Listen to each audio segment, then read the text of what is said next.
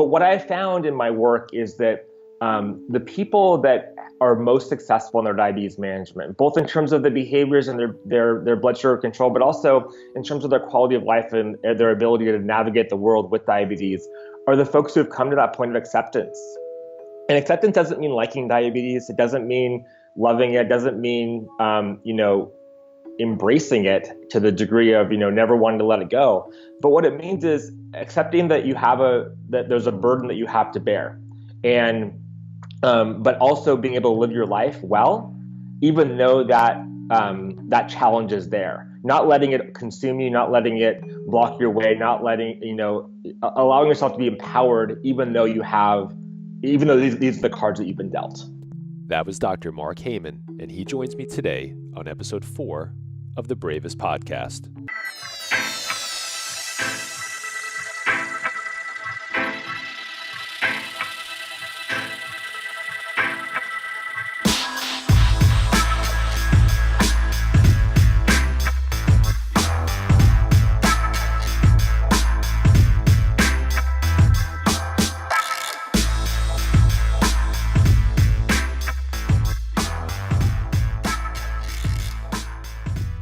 Hey everybody, welcome to episode number 4 of the Bravest Podcast. I'm Craig, and on today's show we have Dr. Mark Heyman. Mark is a PhD in clinical psychology, and he completed clinical training at UCSD School of Medicine.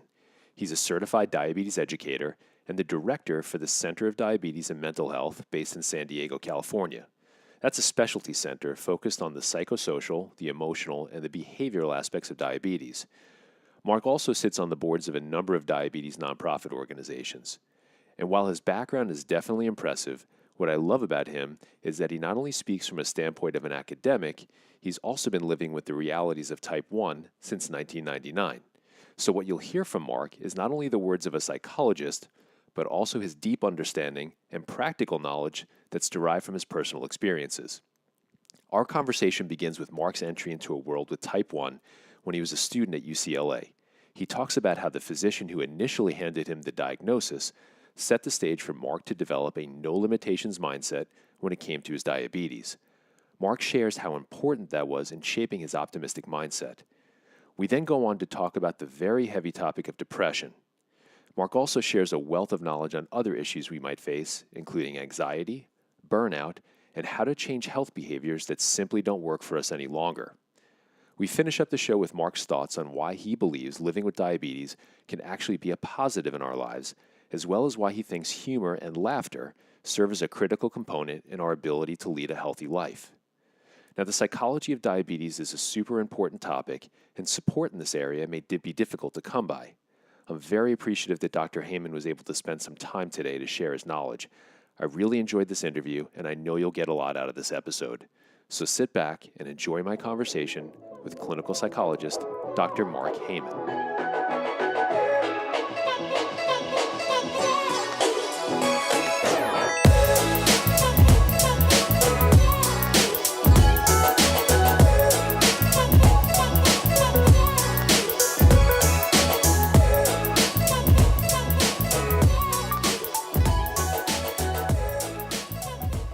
Hey, Dr. Heyman, how are you today? I'm good. How are you doing? I am awesome. So I came across your name on the Beyond Type 1 website, and you happen to be on their scientific advisory board. And in doing research for show topics, it just so happens that I was in search of a kick-butt mental health professional who actually had some experience in the world of diabetes. And what's amazing to me is that the psychology of diabetes is a topic that's not really discussed often enough. But I came across you, and I came across the work that you're doing, and I knew that I found the perfect guy to have this conversation with. So that said, I am very excited to have you here. Not only are you a PhD psychologist with diabetes as an area of expertise, you also happen to be type 1 since 1999. So I've been really looking forward to this conversation, and I want to start off by saying how much I appreciate you being here today. So thank you. Well, thanks for having me, Craig. I appreciate being here with you. Awesome. So let's start digging into your history a bit. I typically begin the conversation asking guests to walk us through their diagnosis story. And while there's similarities across stories, each person has a unique perspective, and I think it says a lot about them. So if you don't mind sharing just how type 1 became a part of your life. Sure. Well, it was the end of my third year of college. I was at UCLA, and towards the end of the school year, I was getting really sick. And I honestly don't know how long I felt this way before, kind of it came to a breaking point. But it was finals time, and I was studying and staying up late, and so it was kind of all intermixed. Everything's kind of intermixed in that. But long story short was I was, I had the classic symptoms. I was drinking a ton of water and other things. I was peeing a lot. I was, really tired. And Memorial Day weekend of '99, I was going to school at UCLA, and my parents and family lived in San Diego. So I took the train down home, and my parents picked me up from the train station, and they took me to a restaurant where I've been going for years. And we sat down, and there were 4 glasses of water on the table, and I drank them all. And I was so thirsty and so impatient that I actually got up and found the water jug and poured myself 4 more glasses of water, because the waiter wasn't being responsive enough to my needs. So my mom looks at me and she's like, "What's wrong with you?" I'm like, "Oh, I'm just really thirsty." And she kind of says, "Well, you should probably go to the doctor." I'm like, "Nah." I should preface this with saying that had been accepted for an internship in Paris for the summer, and I had been studying French forever. And I was so looking forward to going to Paris. And I thought that if I went to the doctor, the doctor would tell me that I couldn't go to France. And so my solution was just not go to the doctor and just kind of suffer through it. So that weekend I tried to go for a run, and I probably made it about 100 yards. Didn't collapse, but I couldn't keep running. But I didn't go to the doctor at that time. Took the train back to Los Angeles, and on Memorial Day. And then on Tuesday, the day after, I walked to class, and I remember just not being able to make it. And that was kind of the point where I decided that it was time for me to get some help. So I went to the student health center, and they took my blood sugar, and the glucometer said high. And I remember I had this morbidly obese doctor who was like, he just kind of went into a tizzy. He started, he didn't know what high meant. And so he was like looking for the manual of the meter. And when he finally found it and realized that high meant over 600, he shoved me in a chair and said, "Don't move. We're calling an ambulance." So I'm not sure this is that serious. So anyway, they called an ambulance, and at UCLA, the student health center is on one side of a quad, and there's no cars allowed into that area. And so they had to actually they had to push me in the gurney across this big quad at UCLA. It was mortifying. Took me to the hospital, which is about 3 blocks away. And that's where I got diagnosed with type 1 diabetes. I feel very fortunate that I was not admitted to the hospital. They let me go about 3 or 4 hours later. And the next day, I had an appointment with the endocrinologist who was on call at the time. Her name is Dr. Ann Peters, who's a very well-known endocrinologist. And I said to her, "Does this mean I can't go to France?" And she's like, "Of course you can go to France." So 3 weeks after my diagnosis with type 1 diabetes, I was on a plane to Paris and spent the next 3 months in France. And I survived. I emailed her my blood sugars every couple of days, and it was, looking back on it, I think it's a little crazy, but I think it really set me off for a good start, and having the confidence to know that I could do what I wanted to do, even though I had diabetes. Yeah, that's amazing, because there's a couple of different experiences that we can have when we're first diagnosed, and it seems like you had a super supportive endocrinologist who basically pulled down all of the barriers for you to succeed. Where on the exact opposite end of the spectrum, occasionally we'll hear, "Oh, you have to be very careful," and there's the fear put into us of the worst case scenario of what can potentially happen with diabetes, and that can set us off on a completely different path as well. So it sounds like you had a really amazing team there and an amazing endocrinologist. Yeah, going to France right after diagnosis by yourself sounds pretty brave to me. Yeah, well, I mean, I thought I was going to do just fine, and I did just fine, but of course you did, yeah. Looking back on it, I remember, having a low blood sugar in the middle of the night, and I didn't have anything in my room where I was staying, and there was a soda machine down the hall, and I was trying to figure out. This was before the euro, so we're using francs, and trying to figure out how to actually count francs when I was low in the middle of the night in France to buy a soda. And, it all worked out. But I think back on some of the stories that I have, and they made me laugh now in hindsight. That's so great. So after your time in France, Uh-huh. you went on. You accomplished a pretty amazing feat. You have a PhD in psychology from the George Washington University.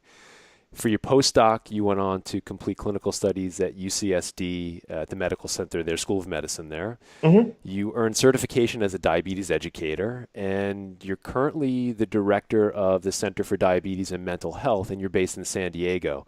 Hmm. Now, a PhD is not something you wake up one day and just dive into. There's a significant amount of thought and planning and foresight that typically goes into that decision and to commit to all that schooling. So when did psychology become interesting to you? I think you may give me too much credit in my foresight. Um, so when I was in college, I was actually a political science major. So I had never actually considered being a psychologist until after I finished school. So this is after diabetes. And I really, I wish I had a great story to tell you about how I had this master plan and it's all come to fruition. But to be honest with you, I think it was something that was always really interesting to me, and for a couple of reasons. One is that I wanted to be able to help people on a, one-on-one basis, but I also really wanted to be able to help people from a larger point of view and be able to help more people at once. And I found that psychology was really a great avenue to be able to do that. And that's really what I do now is I have a clinical practice where I see patients one-on-one, but I also work with, companies and tech companies, and I do a lot of other work that really helps me to help people with diabetes specifically on a larger scale. And I decided to really focus my efforts on diabetes, obviously, because I have diabetes myself. But quite honestly, and I'll be perfectly frank with you, I needed a good story to get into grad school. To get into grad school in psychology is not a easy process, and it's very competitive. And I felt that I needed a story that I could tell that was compelling. And in kind of serendipitously, my story actually came to fruition. But I actually never had that plan. I was using it as kind of the entryway, and then was maybe go off and do something else, in the field of psychology. But then I realized that my story was actually a pretty good one, and it's given me a career that I really, really enjoy. Yeah, that's a great story, and the psychology of it all is so complex, and just the fact that you have the experience firsthand with it makes all the difference in the world, I'm sure, when you're counseling your patients and whomever you might be talking to about it. Mm-hmm. So the psychology of diabetes, but any chronic health issue can be complex. And I know that we're not going to hit on every single aspect of it today. That's a dissertation unto itself. Sure. But I'd like to get deep on a few key topics with you. But my first question for you is, we're talking about the psychology of health here, and there's this concept of stages of acceptance. And I'm guessing you're familiar with Elizabeth Kubler-Ross and her 5 stages of grief model. Yeah. Yeah. So that was work that stemmed from her work with terminally ill patients. But I'm wondering if the model has some applicability to chronic illness as well. So before we dive into some of the key topics that I'd like to get into, do you think that those of us with diabetes go through a similar path when we're diagnosed, starting with denial, then moving through acceptance, and then hopefully beyond? Some of us do, and a lot, and the folks who aren't able to do that are the folks that I see, the ones that have a lot of challenges. I think that denial is definitely something that most people experience, and it's hard to experience denial especially with type 1 diabetes, because it's something that really requires attention. But I think for to some degree, it's denial that this is going to be last past tomorrow, that this is going to be an issue for me tomorrow, and that if I deal with it now, that tomorrow it might be better. And denial actually has different levels, right? You can deny you have diabetes, or have denial with your diabetes diagnosis and ignore completely. Well, if that happens, you're probably not going to be alive for very long. But experiencing denial to lesser degrees, in terms of not taking care of yourself, or not forgetting about diabetes or not accepting diabetes at certain stages of the day or of the week or of or of the month can certainly work in. A lot of people with diabetes experience a lot of anger, and it can be an ongoing thing. I'm not sure that it's necessarily always, the next step past denial and the one before bargaining, but certainly, it can be an ongoing process that's interspersed into people's lives with diabetes. But what I found in my work is that the people that are most successful in their diabetes management, both in terms of the behaviors and their blood sugar control, but also in terms of their quality of life and their ability to navigate the world with diabetes, are the folks who have come to that point of acceptance. And acceptance doesn't mean liking diabetes. It doesn't mean loving it. It doesn't mean, embracing it to the degree of, never wanting to let it go. But what it means is accepting that that there's a burden that you have to bear, and but also being able to live your life well, even though that challenge is there. Not letting it consume you, not letting it block your way, not letting allowing yourself to be empowered, even though these are the cards that you've been dealt. Sure. And that's a lot of the work that I do with my patients in my clinical practice is working towards acceptance, getting people to a point where they can accept the fact that diabetes is there, but also the fact that it's not all of them, doesn't consume them, and that they can do what they want to do and live the lives they want to live with diabetes, as opposed to fighting it and being able to live the life of fighting diabetes, which really paralyzes them from doing anything else that they want to do. Yeah, and I guess the next step after acceptance might even be thriving, right? Is how do we get past acceptance into thriving and living that life that we deserve? Yeah, and certainly acceptance is a key pathway to thriving. Excellent. So let's take a look at the opposite end of the spectrum of acceptance for a second, and I want to talk about a pretty deep topic in the concept of depression and diabetes. Yeah. So is there a higher incidence of depression for those of us who are managing diabetes? There is. The research shows that people with diabetes have depressive symptoms certainly more frequently and more often than people without diabetes. Depression, and I want to make it clear that there's a difference between a diagnosis of major depressive disorder and symptoms of depression. So, and a diagnosis of major depressive disorder includes, a variety of symptoms, including depressed mood and, lack of difficulty concentrating, irritability, even suicidal thoughts. And certainly some people with diabetes experience those. They may experience them directly because of diabetes, because of the challenges that they're experiencing because of diabetes, or they may experience them completely separate from diabetes, but it just happens that they happen to coexist. I think what I see more frequently in people with diabetes who have diabetes-specific depressive symptoms is not necessarily a full-blown diagnosis of major depressive disorder, but certainly symptoms. So things like depressed mood, irritability, feeling overwhelmed and feeling guilty. Those things are certainly, because diabetes can be a burden and managing diabetes is a lot of work, those things are pretty natural. I mean, most people who experience those types of challenges are going to have some difficulty with mood or difficulty with motivation.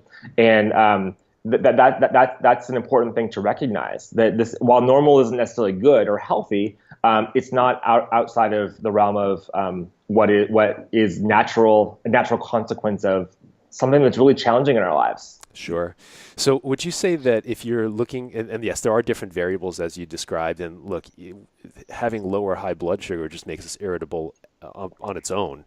But let's just say that you do have a patient and you have effectively diagnosed them with some level of depression, and there's different flavors of that. Are you treating someone with diabetes differently than you would someone who has depression stemming from other sources, or is it pretty much you're treating it all the same? I wouldn't say that the treatment is necessarily completely different. I think it uses the same theoretical basis. However, a lot of the specific examples or the specific issues that we're working on are going to be diabetes specific.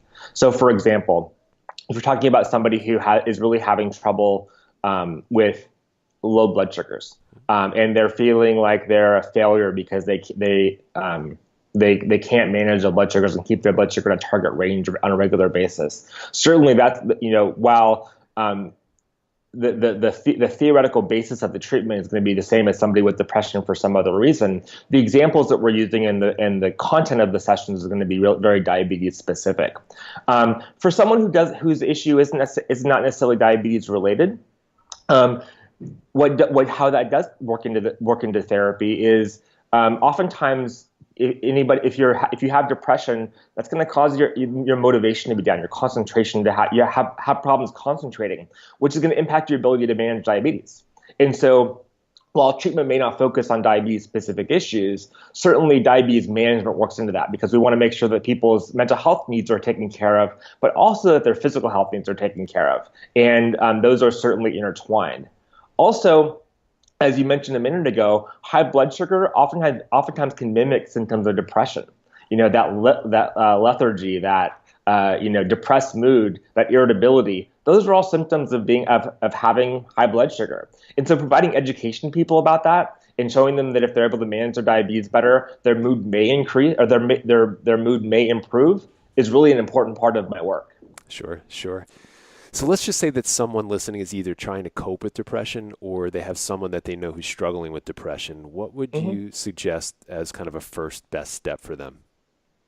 Well, I think that's a complex question. Yeah. And I think that it really depends on how much the depression is impacting their ability to function in the world, their ability to have friendships, relationships, work, go to school, things like that.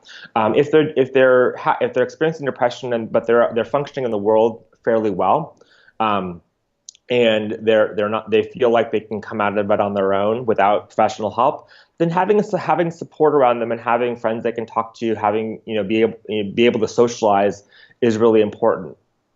When it comes to a point where somebody doesn't feel like they can manage it on their own, or it's really having a big impact on their relationships, their work, kind of those important things in their life, then it's really important to seek professional help, to seek some consultation and to see, if therapy or medication or a combination of the both might be helpful for them. Sure, that sounds like great advice. So we'll move on to the next topic, and this is one that I can personally relate to. I'm sure a lot of other diabetics will probably say they relate to it as well, but the concept of diabetes and anxiety. Since this for me personally, since I've been wearing a continuous glucose monitor, that anxiety has since reduced significantly. That's been, but in the past, I was definitely anxious that I would have a hypoglycemic incident, whether I was in the middle of the night sleeping, or if I was exercising, flying on a plane, or even going to important meetings. You name the situation, and that anxiety might pop up. So how big of an issue is anxiety with the patients that you're working with? Yeah, fear of hypoglycemia is one of the biggest issues that I see. And it can be really challenging, both because it causes significant distress, but it also causes people to run their blood sugars really high, so their glycemic control isn't great, and then they have physical symptoms, which then can lead to mental health symptoms. So it's kind of it's a snowballing effect that can be really challenging, and something that I'm not sure that a lot of medical professionals are very much aware of. Depression and diabetes are talked about much more extensively than anxiety and diabetes. And anxiety can really take on a lot of different faces. One certainly is fear of hypoglycemia, but also, people with diabetes like to be in control. And as we all know, sometimes diabetes can make you feel very out of control. And that's a very discombobulating feeling to have. And so that can cause anxiety.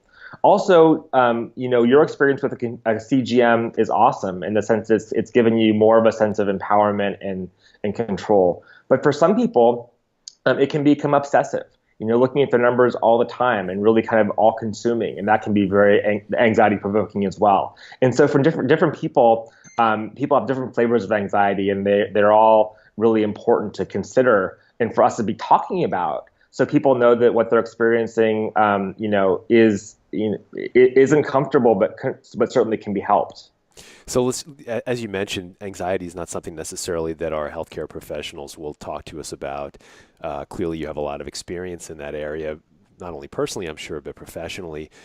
If you could give just one or two key pointers for someone who might be, managing a little bit of anxiety surrounding some of their issues related to diabetes, what would those be? Yeah. So the first thing I want to point out is that, anxiety is actually a good thing to have on us, on a limited basis. If you didn't have anxiety about going low or going high, then your blood sugar numbers will probably be all over the place. Just like if you didn't have anxiety about getting hit by a car when you cross the street, you probably wouldn't be looking both ways. And so anxiety is actually really an adaptive an adaptive symptom to have. Where it gets problematic is when it gets to a point where it's, again, really impacting your ability to function in the world and impacting your ability to have those relationships and work. And I think that it's important to kind of take a step back. Oftentimes our thoughts start snowballing, especially with anxiety. A fear of hypoglycemia is a good example where you say, okay, my blood sugar is at 130. I see an error going down on my CGM. I'm nervous or I'm anxious, so I'm going to treat it.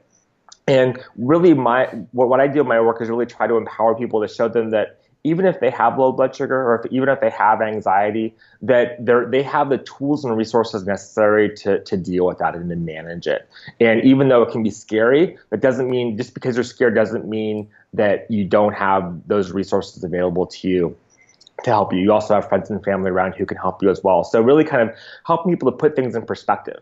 That's a lot of the work that we do around anxiety, is showing them what's realistic in the world and what's not. My goal is not to tell people that their fears are not realistic if they really are realistic. We don't want to put you in a dangerous situation.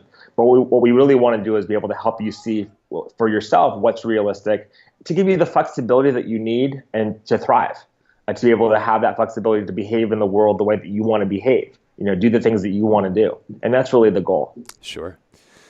So at the core of what I'm hoping to accomplish here through the podcast as well as the website is to help people look at what behaviors might not be working for them, and then to figure out how to make significant but lasting positive changes over time. Now, changing behavior for anybody can be a tough issue, whether we're type 1 or type 2, or even if we don't have diabetes. And while there might be gaps in education or information, there's often a peppering of cognitive dissonance, right? Or keeping a bad behavior going even though we know it's bad for us. So where do we start? How do you begin counseling a patient who is locked in their ways, does not believe they have the ability to make those positive adjustments in their lives? How do you encourage them to kind of take that first step? Yeah, habits are really hard to break. And what you just said, I like. You said people who believe they don't have the ability to make those changes. And I think really starting with small steps is important. Managing diabetes is a lot of work. I read some research somewhere, and don't quote me on this because I'm not sure actually where it came from, but every day before 10:30 a.m., someone with type 1 diabetes makes 150 decisions about their health.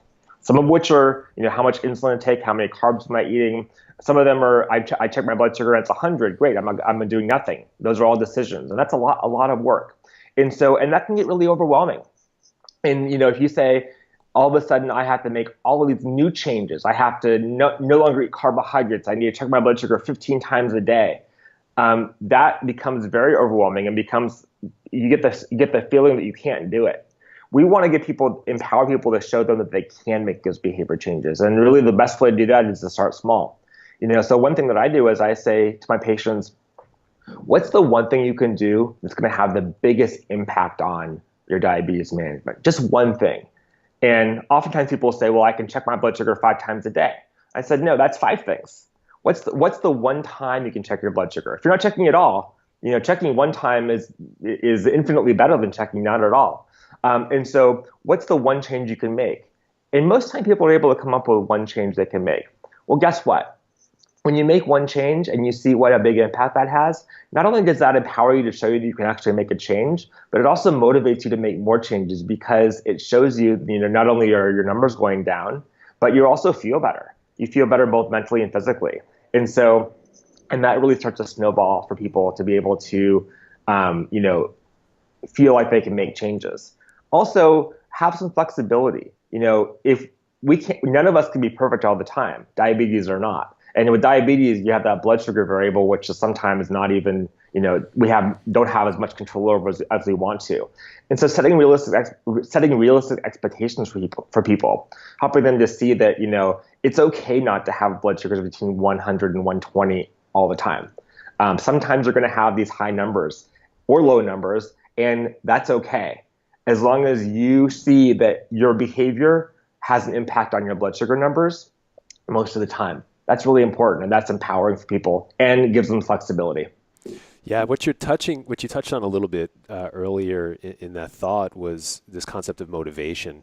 Now, do you think that, and I'm curious about this, do you think that it's that internal motivation or external motivation should serve as the driver, or is it a combination of the two? I think it depends on the person. Yeah. For some of us, internal motivation is really the key. And for other people, that external motivation is really the key as well. So I don't think there's not one answer for everybody. For most people, it's some combination of those two. But I think it's how much of each depends on the person. Gotcha. Let's shift gears just a little bit, but it's definitely related to something that you just said in terms of how many decisions we're making in such a short period of time every morning. As we know, diabetes for most of us is not something that just goes away on its own. There's a lot of work that it requires to keep ourselves healthy, and we're making decisions every minute of every day, as you said, and our mind is on constantly. How big of a deal is diabetes-related burnout, and how do we know if we're heading into a burnout phase? Yeah, burnout is a really big issue. And I think that most people with diabetes experience burnout to some degree at some point in their lives with diabetes. It's, if it's diabetes is a nonstop condition where you're managing 24/7 and there's no vacations and no breaks. And so it's natural to get burnt out. I think that, the symptoms of burnout are really, people who feel like they want to ignore it for some time or worse forever. And if you find yourself having good management behaviors, and then you see yourself start slipping. You start not checking your blood sugars frequently, not taking insulin with every meal, forgetting to take your Lantus, or for not wanting to, change your infusion sites, or having a CGM sensor come off and then not replacing it for a while. Those are some signs and symptoms that you can see that of yourself getting burnt out. And again, burnout is normal. And I think it's something to recognize that if people weren't getting burnout, I would be a little surprised, because any work or any task that you have to do all the time is going to burn you out. But it's a matter of managing that burnout and making sure you're able to balance how you're feeling with how you're behaving, and making sure you're keeping yourself healthy and safe. Yeah. So as you mentioned, burnout is a kind of a normal thing at some point during the course of our lives. How do you personally, and what have you found personally beneficial in terms of preventing or getting through that burnout phase? Do you turn to exercise? Do you turn to reading, podcasts, music? What do you do? Yeah. So one thing I do is I check my expectations, making sure that what I expect of myself is realistic. I get on these binges sometimes, or not binges, but I get on these thoughts of, okay, this week I'm going to eat no carbohydrates. I'm going to keep my blood sugars completely stable between the lines. And then, it's Tuesday afternoon and I want to go to happy hour, and and then I end up, having a beer and having pretzels and doing those types of things. And I realized, maybe my expectation of myself of eating no carbohydrates for the week wasn't realistic. And so having some realistic expectations for myself gives me that flexibility. And I think, as I said before, flexibility is really key in diabetes and mental health. Keeping your mind flexible and your ability to set expectations realistically. Also, when I find myself getting burnt out, taking some small steps.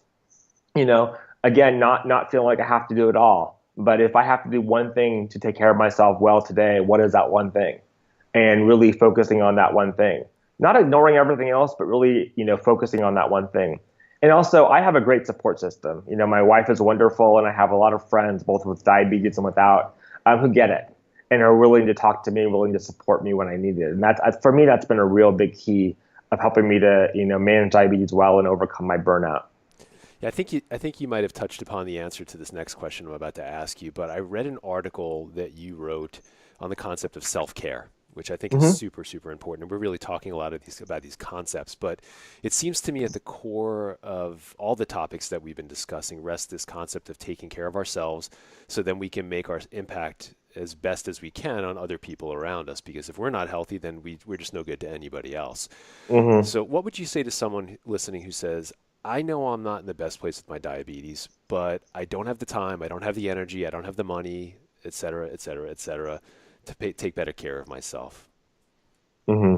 Well, I would ask them, why, even though you feel like you don't have the time or the money or the energy or the motivation right now, why is being healthy important to you? And the more specific you can get on that to answer that question, the better. If you say I want to be healthy because I want to live a long life, not much you can grab onto there besides kind of thinking about a lot of the future. But if you say I want to be healthy because I really want to be able to run that marathon in record time next month, or I want to be able to see my child be born, or I want to be able to dance at my daughter's wedding, those are things that you can really grasp onto and really kind of hold on to, because this is not diabetes related necessarily, but with self care, there's a lot of misconceptions about what self care means, and self care is not selfish. Self care is taking care of yourself so that you can do what you want to do and be there for other people, and helping people to see that in that context is really helpful.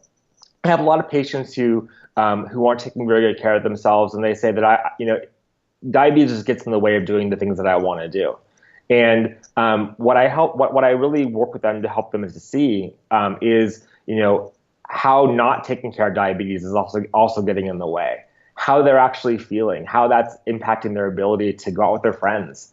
And a lot of these folks are in high school, but how is it impacting their ability to be in the band or be a cheerleader or do those things that are really important to them, that have nothing to do with diabetes but have everything to do with diabetes.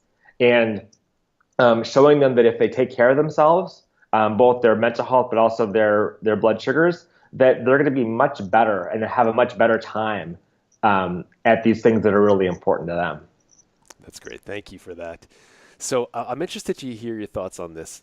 Through your experience, do you think diabetes can actually have a positive impact on somebody's mindset? Absolutely. And I know that sounds really strange, but I definitely think that for some people it certainly can. Um, I can speak for myself personally is that diabetes has made me much more aware of my own health.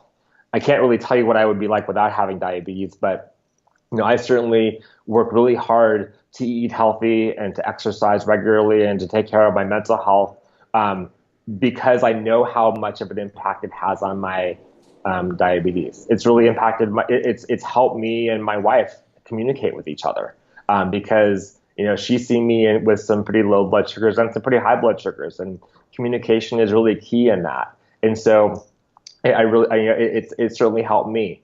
And don't get me wrong, and please don't think that I wouldn't give away diabetes in a heartbeat if I could. But since I can't, finding ways to have it empower me and have it help me to find fulfillment in my life has been great. And I'm one example, but I know a lot of people who have really got a lot of benefit from diabetes, whether it's physically, mentally, psychologically, professionally. And so while it's not nothing that anybody would ever ask for, you can make the best out of it, and you can really find a lot of benefits to it if you have to live with it. No doubt, no doubt. So you're clearly very passionate about your profession and how you're making an impact on the world. I know that you also spend some time training other healthcare providers Mm-hmm. on how to work with someone who has diabetes, how to counsel someone who has diabetes. Are there more Dr. Heymans around the country? And if so, how do we find a mental health professional who truly gets people who are managing diabetes? That's a great question. So right now there are not very many of us. There certainly are. There are some, and we're scattered around the country. But I have some good news. Actually, last week was the American Diabetes Association scientific sessions here in San Diego, and at those scientific sessions, we had our inaugural diabetes and mental health professional training. So the American Diabetes Association has partnered with the American Psychological Association to develop training for mental health professionals around diabetes. And it was a 7-hour training last week, and then followed up with some online coursework.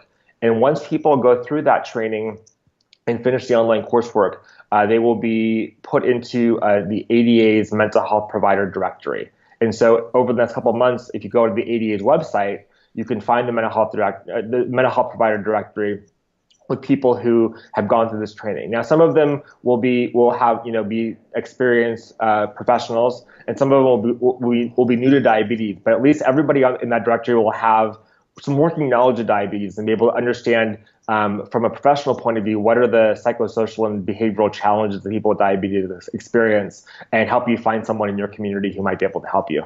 Sure. That's great. I wasn't aware that happened, and it's just so refreshing to hear that there's collaboration going on across the board there. Now, speaking about that collaborative component, it's really hard, I think, for any healthcare provider to work in isolation when they're working with patients with certain types of issues. Mm-hmm. When it comes to diabetes, do you believe, or do you kind of subscribe to kind of a multidisciplinary collaborative type of an approach with other healthcare providers? Absolutely, whenever I can. I think it's really important, especially with endocrinologists and other certified diabetes educators who are working with my patients. And it's really important that we're on the same page, both that we understand what each other are doing, but also that we're sending the same message. Because the last thing that we want to have is giving conflicting messages or having our patients play us off of each other. Because that confuses both the patient, but it also confuses the healthcare provider. So as much as I can, I like to work with endocrinologists and certified diabetes educators and other health professionals in the diabetes space. It's really important. That's great. So this has been awesome so far, and you've shared such an amazing information for all of us to think about. But I just have a few more questions before I let you go, if that's Sure. Okay. So here's some information about you that I found very interesting. You are part of an improv comedy group called Inside Joke. Yeah. How important is humor for our overall health and diabetes health in particular? I think you have to have a sense of humor, because if you don't, you're going to be not laughing very much. But yeah, I think that humor is really important for our health. To be able to laugh and take things not as seriously as sometimes we do. We tend to get in these really serious modes, especially around diabetes and around other health issues. And certainly they're very serious issues. But I think any way we can lighten them up in a way that can show us some of the quirkiness and the other side of it can certainly be really helpful in giving us good perspective, and then helping us to not take ourselves so seriously. It's hard not to take ourselves seriously when we're dealing with a chronic condition, but I think comedy and laughter is a very important medicine that we cannot ignore. Yeah, and one thing about improv that I loved is it really requires you to be on your feet and to respond to whatever comes your way. And I think that there's a lot of parallels there with diabetes as well. You have to be on your feet. And you have to be able to respond to all kinds of things, whether it's what you're eating or what your blood sugar is or how someone's reacting to you when they see your insulin pump. It's all it's all the same skill set. Very much so. So if you could share 3 concepts with someone who is managing diabetes, 3 things they might be able to integrate into their lifestyle today that will help them achieve better mental health, what would you share with that person? I would say definitely flexibility. Setting your expectations in a reasonable way and being flexible with yourself. Both you're flexible with your blood sugars, but also flexible with how you're reacting. Diabetes is tough, and cutting yourself some slack can be really, really helpful. I would say get support. Get support from people who get it and people who are there for you and not going to judge you. There's this concept of the diabetes police, which can be really challenging. People who are always there to tell you what you should or shouldn't be eating, or how much insulin you should or shouldn't be taking, or about their grandmother who lost their leg because of diabetes. And those people aren't helpful. Those people confuse things, but they also make you feel bad. So finding people who get it and who are going to be there to support you through the good times and the bad is really important. And one of the biggest things that I do in my work, both personally but also with my patients, is the concept of mindfulness. I'm a big fan of mindfulness and being mindful with your diabetes. And what mindfulness means is being there in the present moment and observing what you're experiencing in the present moment without judging it. And we have so much judgments that go on in our minds around diabetes and how our diabetes should be or what we should or shouldn't be doing. And being able to observe ourselves in that process and just not judging what we're observing, but just observing it can be really helpful. And I'll give you an example.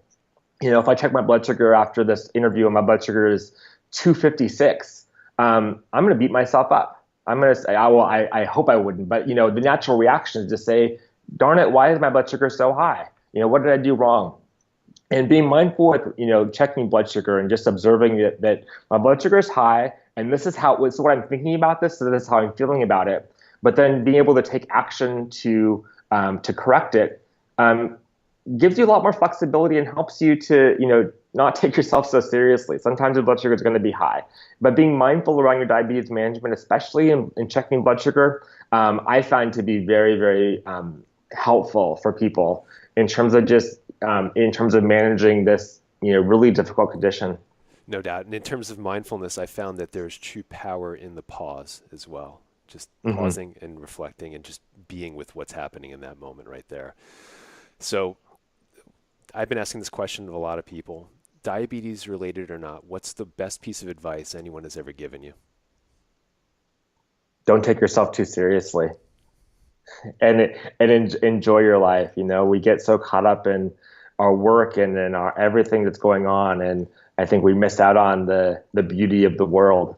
And so, take some time to pause and observe and just to notice and to enjoy. Great advice. So I want to make sure everyone listening has the ability to learn more about you and all the great work that you're doing.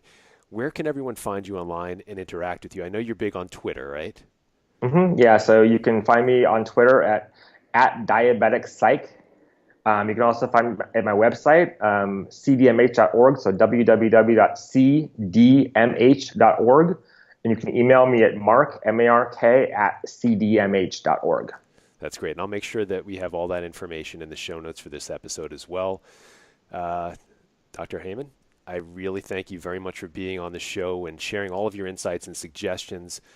Mental health is a topic that is unfortunately not always front and center when it comes to diabetes care, and I'd love to have you back at some point in the future to continue this very important conversation, and maybe next time we can dive a little more into mindfulness.